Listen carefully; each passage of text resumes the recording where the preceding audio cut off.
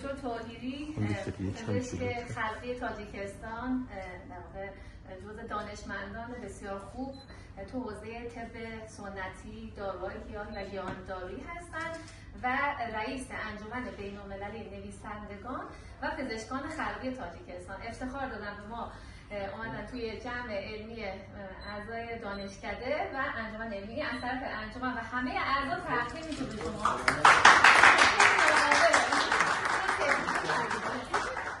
شدیدش انگلیسی براشون. خب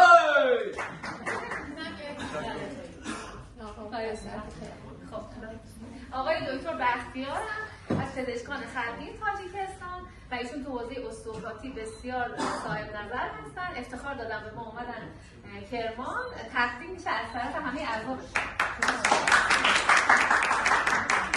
یه عکس دستی جمع چه هم بگم؟ یه عکس دستی جمع میام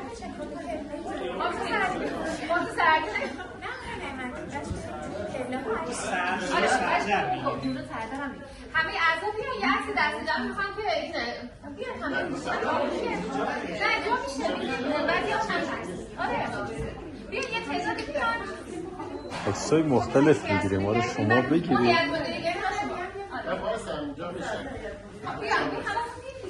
ما اینجا موظفیم از